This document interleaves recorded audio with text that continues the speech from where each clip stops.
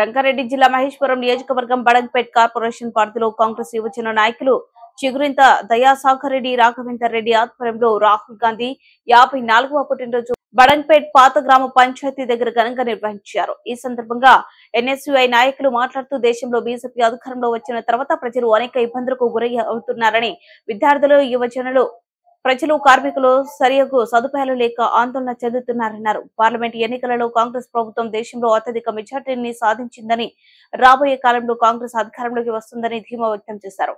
ఈ కార్యక్రమంలో మహేశ్వరం ఎన్ఎస్యుఐ నాయకులు సుభాష్ యాదవ్, రంజిత్, కౌశిక్, రోహిత్, వినీత్ తదితరులు పాల్గొన్నారు.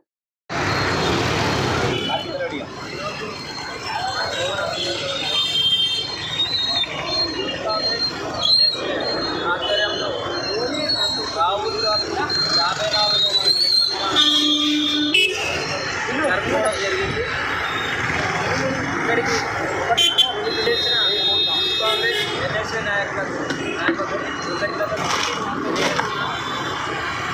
రాబోయే రోజుల్లో భారత దేశానికి రాహుల్ గాంధీ ప్రధానమంత్రి కావడం ఖాయం. మరొకసారి నియోజకవర్గం తరఫున రాహుల్ గాంధీ గారికి జన్మదిన శుభాకాంక్షలు తెలియజేస్తున్నాను.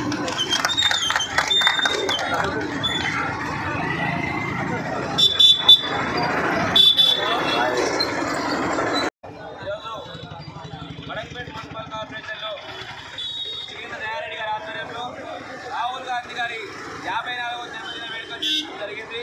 దీన్ని ఒక దేశవ్యాప్తంగా ఒక యూత్ ఫెస్టివల్ లాగా ప్రతి ఒక్క యువకుడు కూడా దీన్ని సెలబ్రేట్ చేసుకుంటాడు. రాహుల్ గాంధీ పుట్టిన అంటే కేవలం కాంగ్రెస్ పార్టీ నాయకులే కాదు, మోదీకి చుక్కలు చూపించిన ఇండియన్ సూపర్ స్టార్ పుట్టినరోజు కదా రాహుల్ గాంధీ గారి నాయకుడు దొరకడం ఈ భారతదేశానికి అదృష్టం.